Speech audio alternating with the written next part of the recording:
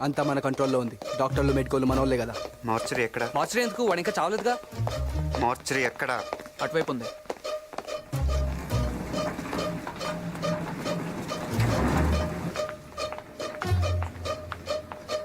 వీడు అచ్చం మొండానికి పర్సనాలిటీయే. తాగి అరెస్ట్ చేస్తున్నాడని పెళ్ళమే చంపేసిందంట. బాడీయే కాదు, బయోగ్రఫీ కూడా సూటే. అంత క్లియర్గా రావచ్చా?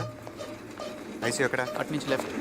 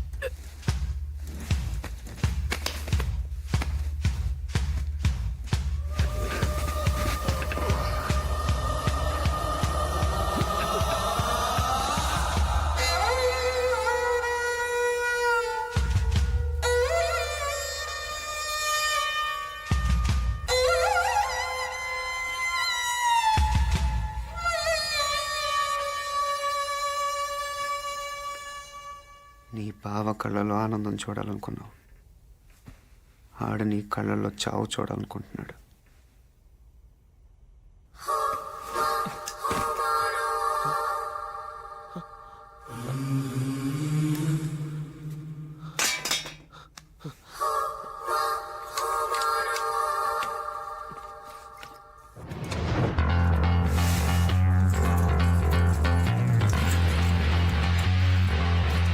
రండి చూడండి,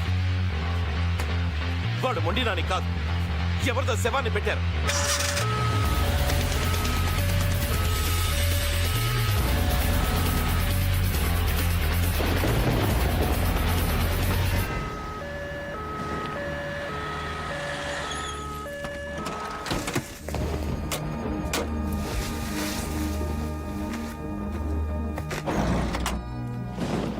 వరలక్ష్మి వెళ్ళిపోయింటుందంటావా?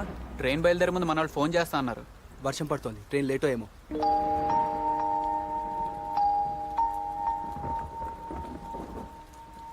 ఈడిలాగే ఉంటాడుగా. మళ్ళీ స్పృహ వచ్చేది రేపు కోర్ట్ టైంకే.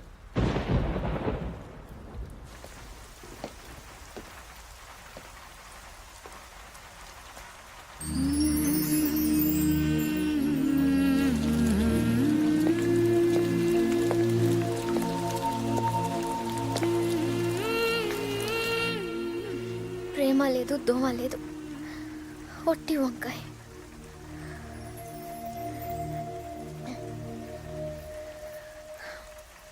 నేనేం బాధతో ఏడవటం లేదు, మోసపోయానని పశ్చాత్తాపడడం లేదు. ఏ మొహం పెట్టుకుని ఊరెళ్ళాలా అని ఆలోచిస్తున్నాను. ఈ మొహానికి కొంచెం తలెత్తుకునే అవకాశం కల్పిస్తావా? జనాల్ని మోసం చేసి ఈ నాయకుల్ని తరిమి కొట్టే పనిలో నాకు కొంచెం చోటిస్తావా? ఈ మాట పప్పుగాడినాలి. ఏం చేస్తాడు? అయినా వాడికి ఉందిలే నీ చేతిలో. కొత్త కనిపిస్తున్నావు.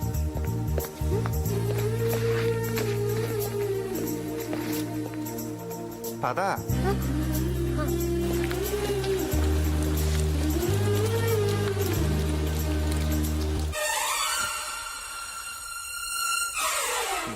సార్, సిద్ధార్థకు కోర్టు ఇచ్చిన టైము ఇంకా 12 గంటలే మిగిలి ఉంది. ఈ లోపు ఏం చేస్తారో చేయండి. ఇన్నాళ్ళు ఆ సిద్ధార్థ గాడి మూమెంట్స్ మనకి క్లియర్ గా తెలియలేదు, అందుకే వాడు మనతో ఆడుకున్నాడు. ఇప్పుడు వాడి రూట్ క్లియర్ గా ఉంది. రేపు ఉదయం కోర్టుకు వచ్చి తీరుతాడు. హైకోర్టుకు వెళ్లి అన్ని దారులని బ్లాక్ చేసి వాడికి స్పాట్ పెట్టండి. Chadar beach, Purapul beach, Madina hotel, city college, ఈ రోడ్లని బ్లాక్ చేయండి.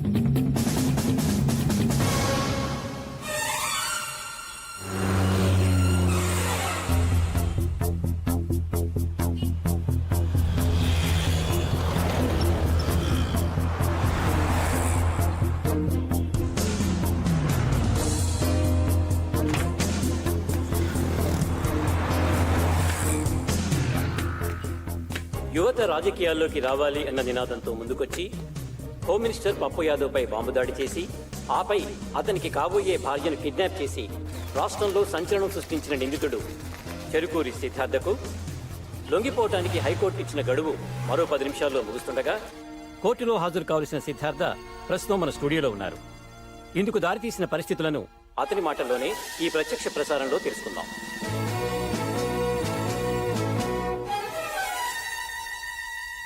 కోర్టులో మీ ముందు బోన్లో నిలబడాల్సిన నేను ఇలా టీవీ ద్వారా కనిపిస్తున్నందుకు క్షమించండి యువర్ ఆనర్. నేను కోర్టుకు వచ్చేలోగానే నిజాన్ని చంపేయడానికి పప్పు యాదవ్ తన మనుషుల్ని పురమాయించాడు. ఇలాంటి పరిస్థితుల్లో న్యాయం చచ్చిపోకూడదనే ఉద్దేశంతో విచారణ వీడియో కాన్ఫరెన్స్ ద్వారా జరపమని వేడుకుంటున్నాను. ప్రొసీడ్. 2001 సవరణ దృష్టిలో పెట్టుకుని నాకున్న విశేష అధికారాలతో అనుమతిస్తున్నాను. మీరేం చెప్పదలుచుకున్నారు? శ్రీశ్రీ గారు అన్నట్టు ఈ దేశం ఎముకలు కుళ్ళిన వయసు మళ్ళిన సోమరపోతులది కాదు, మాది. ఈ దేశం స్విస్ బ్యాంకులో డబ్బులు దాచుకోవటానికి దేశాన్ని తాకట్టు పెట్టే రాజకీయ నాయకులది కాదు, మాది. ఈ దేశం పోలీసుల చేతిలో ఉండాల్సిన తుపాకుల్ని ఫ్యాక్షనిస్టుల చేతిలో పెట్టి రౌడీ రాజ్యం చేయిస్తున్న హత్య రాజకీయవాదులది కాదు, మాది. ఈ దేశం తండ్రి చేస్తే కొడుక్కి, భర్త చేస్తే భార్యకి, అన్న చేస్తే తమ్ముడికి సీట్లు ఇచ్చే అవకాశవాద పార్టీలది కాదు, మాది. మా యువతరానిది. అని ఎలాంటి భూమి మాకు అప్పచెప్పాలనుకుంటున్నారు? రెండో ప్రపంచ యుద్ధంలో అణుబాంబులు పడిన తర్వాత పనికి రాకుండా పోయిన హిరోషిమా నాగసాకి లాంటి భూమిన? కురుక్షేత్ర యుద్ధం తర్వాత ధర్మరాజుకు వచ్చిన నెత్తుటి భూమిన? వద్దో, మాకొద్దు.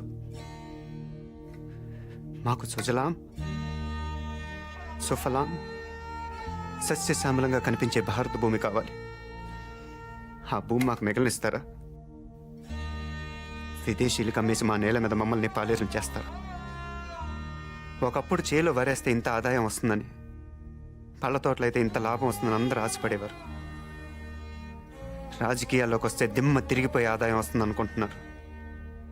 ఒకప్పుడు పోలీసులను చూస్తే సామాన్యుడికి భయం, ఇప్పుడు పొలిటికల్ లీడర్స్ని చూస్తే పోలీసులకు భయం. రౌడీలు, గూండాలు చేరి రాజకీయాలను రణరంగంగా మారుస్తున్నారు. సామాన్యులు రాజకీయాల్లో అడుగు పెట్టాలంటే భయపడుతున్నారు. ఇలాంటి పరిస్థితుల్లో ప్రజలకు సేవలు చేయాలనుకునే విద్యార్థులు, మేధావులు, సంఘ సంస్కర్తలు ఏ ధైర్యంతో రాజకీయాల్లో అడుగు పెడతారు? ఈ దేశాన్ని ఎవరు ముందుకు నడిపిస్తారు?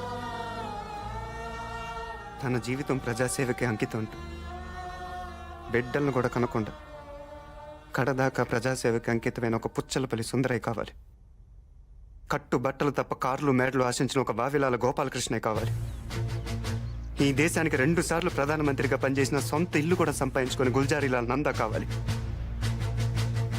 శ్యామ్ ప్రసాద్ ముఖర్జీ, బిఆర్ అంబేద్కర్, లాల్ బహదూర్ శాస్త్రి, అబుల్ కలాం ఆజాద్, కామరాజ్ నాడార్, ప్రకాశం పంతులు, వీళ్ళు కావాలి. సామాన్యంగా యువతరం దారి తప్పిందంటారు. నిజానికి దారి తప్పింది రాజకీయం. దాన్ని యువతరం దారిలోకి తెచ్చుకోవడానికి చేసిన ఈ ప్రయత్నం మాది ఎవరన్నారు? ప్రస్తుత రాజకీయాల్లోని లోపాలను ఎత్తి చూపించావు, కానీ నువ్వు చేసిన పని ఎలా సమర్థించుకుంటావు? నేను జైలు నుంచి పారిపోయి ముళ్ళును ముళ్ళుతోనే తీయాలని తీవ్రవాదం కాలేదు. సరైన సమయంలో సహాయం అందక నిరాశలైపోయిన వాళ్ళకి న్యాయం జరిగేలా చేశాం.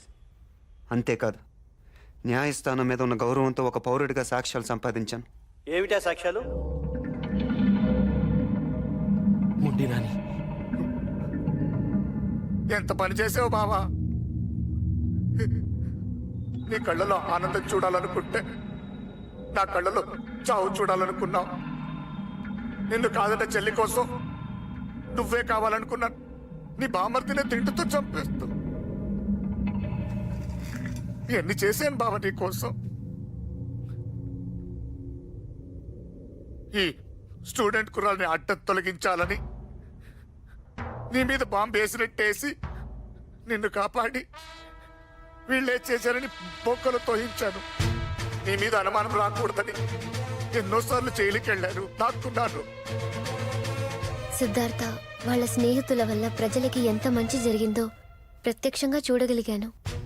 అంతేకాదు పప్పు యాదవ్ లాంటి రాక్షసుడి బారి నుండి ప్రజలే కాదు, నాలాంటి అమ్మాయి కూడా రక్షించబడినందుకు, నాకు వాళ్ళ ఆశయంలో పాలు పంచుకునే అవకాశం కలిగినందుకు ఆనందించడమే కాదు, గర్వపడుతున్నాను కూడా. ఎన్నికలప్పుడు జరిగిన బాంబ్ బ్లాస్టింగ్ కేసులో సిద్ధార్థని అతని మిత్ర బృందాన్ని నిర్దోషులుగా భావిస్తున్నాం. ఇదే కేసులో పరకాల పురుషోత్తం యాదవ్ ఎలియాస్ పప్పు యాదవ్ని ప్రధాన నిందితుడిగా భావిస్తూ రెండవ నిందితుడైన జొన్నలగడ్డ వెంకట్రావు ఎలియాస్ మొండినానిని తక్షణం పోలీసులు అదుపులోకి తీసుకోవాల్సిందిగా ఆదేశిస్తున్నాం. ఇకపోతే సిద్ధార్థ జైలు నుంచి తప్పించుకోవటం, వరలక్ష్మిని కిడ్నాప్ చేయటం అతను చేసిన నేరాలు. ఈ కేసులో అతనికి బెయిలిస్తూ తదుపరి విచారణకి ఆదేశిస్తున్నాం.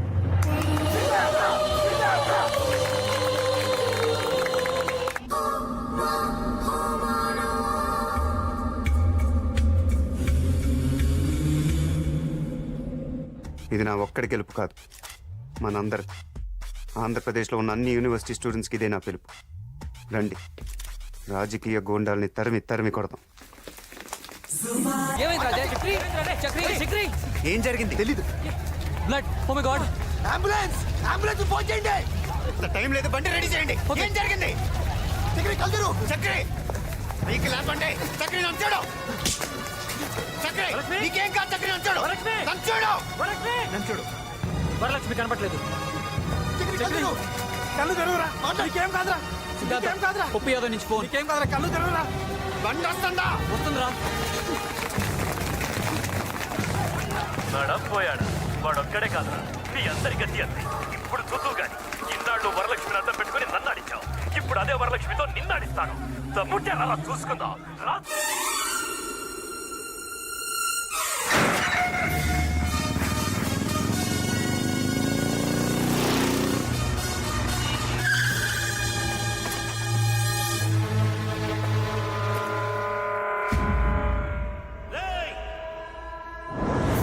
వాడి ప్రాణాలు పైకి పోవాలి కానీ వాడు ప్రాణాలతో పైకి రాకూడదు.